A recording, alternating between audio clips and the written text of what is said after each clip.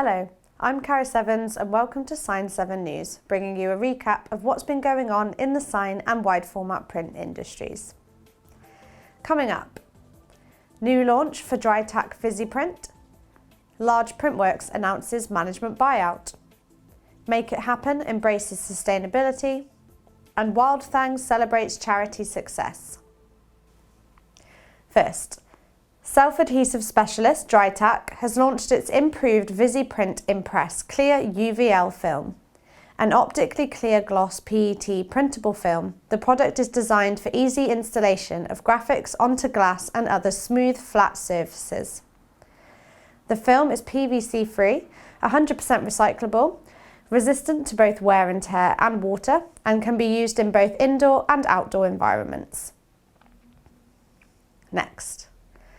Two of the longest standing employees of large printworks have taken the reins of the company following the departure of founder John Laidler. Natasha Scott and Gareth Kerr have taken over as directors in order to safeguard the independence of the company and reassure long-standing clients.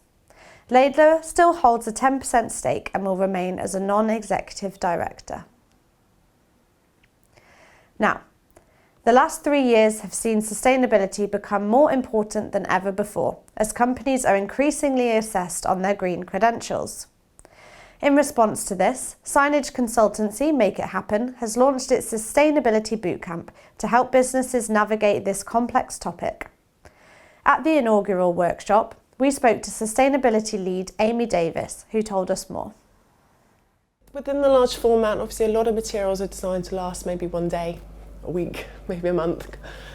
So it tends to be very short lifespan products. And I think that industry has woken up for quite a while now. So with the likes of new recycled content, easier to recycle materials, and people wanting to go back to more cardboard and paper materials actually, which will automatically go into a recycling stream that's already in place. Whereas with fabricated signage, by nature it's up for 5 years, 10 years, you don't think about it, and you might not be the person that put it up, might not be the person that takes it down, so it becomes somebody else's problem, not just in a future date, but literally somebody else's problem because they're taking it down.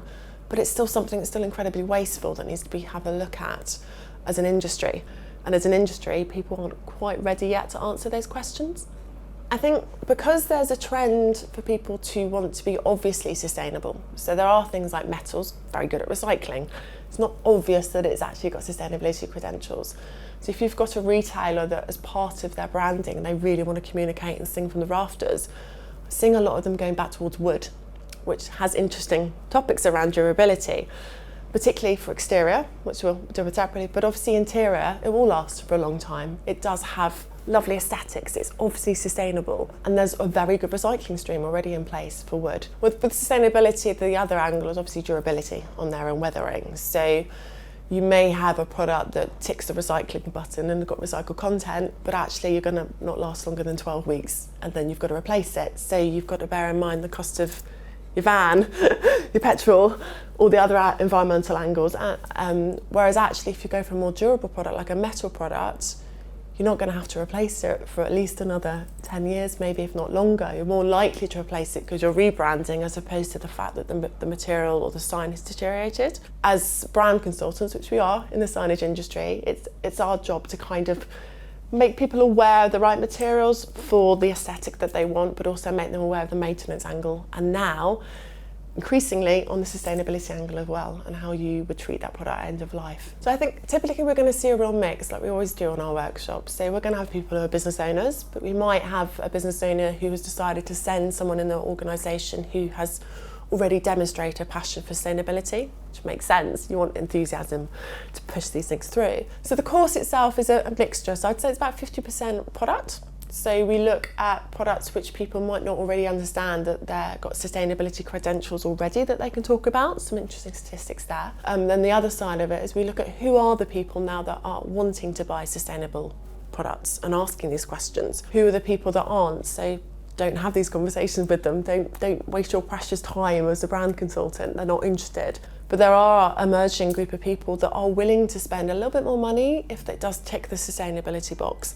So that's a great business opportunity for somebody that might not have gone after interior designers or architects so much. And then lastly, we all know we're facing an energy crisis with increased costs going It's looking at a business model and looking at case studies and examples of how people have reduced their packaging costs, the commercial waste costs, their heating costs, installation costs. And I think having those conversations, particularly in a mixed room where other people might pop up and say, oh, we've done that as well and this worked for us. It's those little impromptu conversations that happen up between people that give the most spark and the most ideas, that people go away going, oh, I'm going to do that, that's right for my business, let's give that a go. And finally, brand clothing and print specialist Wild Thang recently joined forces with the John Haynes Foundation to raise over £36,000 for the charity. Wild Thang served as platinum sponsor at the charity's gala dinner, as well as providing all branding for the event. The fundraiser also drew support from Premier League football club Everton and Liverpool Metro Mayor Steve Rotherham. That's all for this week's Sign 7 News, but for now you can stay up to date with all the news in the industry at signlink.co.uk. View much more video content over on our Sign 7 News YouTube channel, or join in with the conversation on Twitter and LinkedIn. We'll see you next time.